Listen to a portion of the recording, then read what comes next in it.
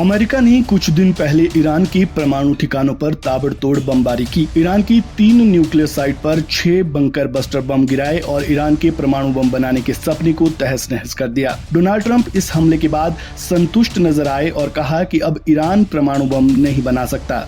लेकिन हमले के कुछ दिन बाद अमेरिका के उपराष्ट्रपति JD वेंस एक इंटरव्यू देते हैं और उसमें ऐसा खुलासा करते हैं जिससे पूरी दुनिया चौंक जाती है, और वो खुलासा होता है ईरान के पास मौजूद यूरेनियम को लेकर।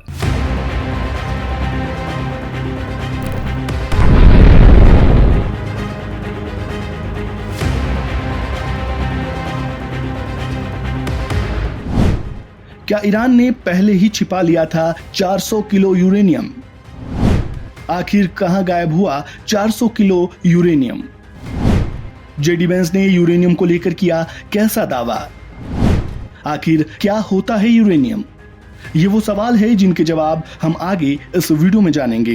यूरेनियम पृथ्वी की सतह पर पाई जाने वाली एक ऐसी धातु या मेटल जो बहुत भारी होती है। ये एक हाईली रेडियोधर्मी यानी रेडियो एक्टिव एलिमेंट है। इसका सबसे आम प्राकृतिक रूप है यूरेनियम 238, लेकिन बम बनाने के लिए यूरेनियम 235 का उपयोग किया जाता है।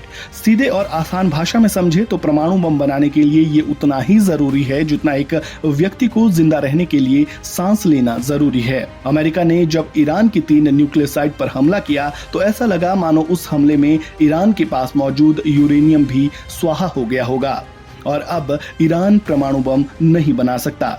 लेकिन ऐसा नहीं है, और इस सच से पर्दा उठाया है खुद अमेरिका के उपराष्ट्रपति JD वेंस ने। ABC न्यूज को दिए एक इंटरव्यू में JD वेंस ने दावा किया है ये यूरेनियम की इतनी मात्रा है जिससे 10 परमाणु बम बनाए जा सकते हैं। JD वेंस के इस दावे के बाद न सिर्फ इजराइल बल्कि अमेरिका में भी हड़कंप मचा हुआ है।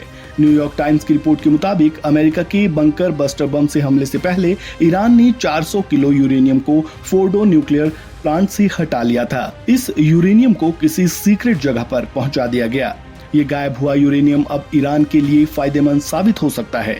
ईरान इसकी मदद से मोल भाव कर सकता है।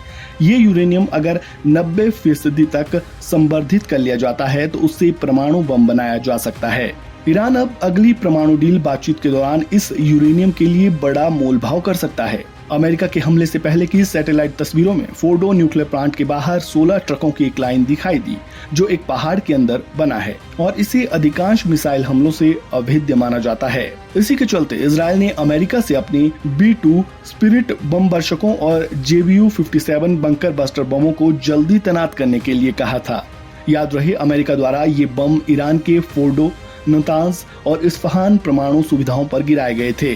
हमले के बाद की तस्वीरों में तीनों न्यूक्लियर साइट्स को काफी नुकसान पहुंचा था, लेकिन ट्रक वहां से गायब थे।